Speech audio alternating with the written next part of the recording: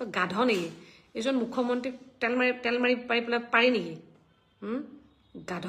কোনোবা এটা লিখিছে মই তোক কৈ দিছোঁ দে তই বুলি কৈছোঁ কাৰণ তোৰ মেণ্টেলিটি সেইটো তেল মাৰাত পাকত আমাৰ মুখ্যমন্ত্ৰী মহোদয়ক তেল মাৰিব নালাগে একদম কিমান তই লিখিছোঁ যে তই কিমান অকৰতে ভাব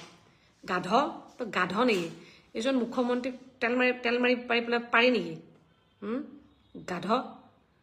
তহঁতৰ কাৰণে গোটেই সমাজখন বেয়া হৈছে জানো তহঁতৰ নিচিনাই পংগু তহঁতে দেখাত ন পংগু তহঁতৰ চিন্তাত এইটো ঠিক কৰ মই নাজানো তহঁতৰ ঘৰবিলাকত কি চলি থাকে তহঁত বুলি সেইকাৰণে কৈছোঁ এইবিলাক জিটি লিখ তহঁতৰ কামেই সেইটো ন তহঁতৰ কামেই এইটো কেতিয়াবা চিন্তা কৰিবি নিজে চিন্তা ক্ষমতা নাই তহঁতৰ নাই কমনো কি গাধ সেইকাৰণে কৈছোঁ এনেকৈ গৈ থাকে যে এনেকৈ সেইটোৱে সেইকাৰণে মই কৈছোঁ যে তহঁতে সেই দত্তৰ জীয়েক আৰু পুতেকহঁতে তহঁতে বুজি পাইছ দত্তত ভৰাই ল'লে হ'ল আৰু কিবা কিবি এনিৱেজ মই মুখ্যমন্ত্ৰী মহোদয়ক অশেষ ধন্যবাদ আৰু কৃতজ্ঞতা জ্ঞাপন কৰিছোঁ এই ক্ষেত্ৰত বিশেষকৈ বাল্য বিবাহৰ ক্ষেত্ৰত খুব সুন্দৰ সিদ্ধান্ত এটা গ্ৰহণ কৰিছিল যিটো অসমৰ